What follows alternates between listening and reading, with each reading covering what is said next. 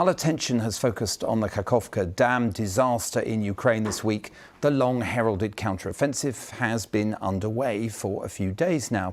There's an awful lot riding on it. Ukraine is committing a carefully husbanded reserve of units trained and equipped by the West, hoping to free large tracts of occupied territory. Unsurprisingly, given the stakes, President Zelensky's government has been tight-lipped about it, with one or two officials even claiming it hadn't started. But events on the battlefield show us clearly that it has.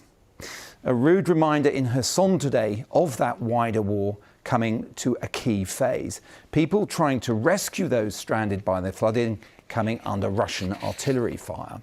If the flooding has achieved anything of military value, it's to deny the Ukrainians a possible route of advance south of the Dnipro. It's moot whether they ever planned to do that, but attention anyway is now fixed further east.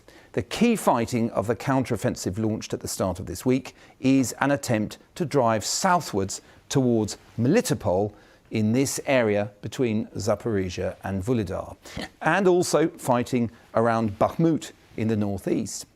If we zoom in, we can get a sense of an advance that's taken place around Zaporizhia.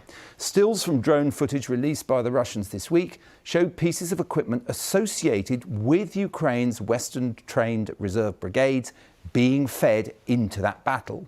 French heavy armoured cars apparently abandoned earlier this week. And overnight, moving pictures emerged of Leopard 2 tanks, among the most precious of those Western weapons deliveries, in action on that key axis. Independent researchers have geolocated that footage to these locations around 40 miles southeast of Zaporizhia. And while little the Russians say about losses caused to those Ukrainian columns can be taken at face value, the basic facts that the Ukrainians have committed those units to the fight and where it's happening appear to be clear now, as indeed evidence of some losses of Leopard 2 tanks and American-made personnel carriers. And the images we've seen this week suggest that 3 of the 9 Ukrainian NATO-trained brigades, the 33rd, 37th Marines and 47th, are feeding troops into this battle in the south. How do we know this? Because the Discord leaks in America included information about which units had which signature pieces of Western equipment.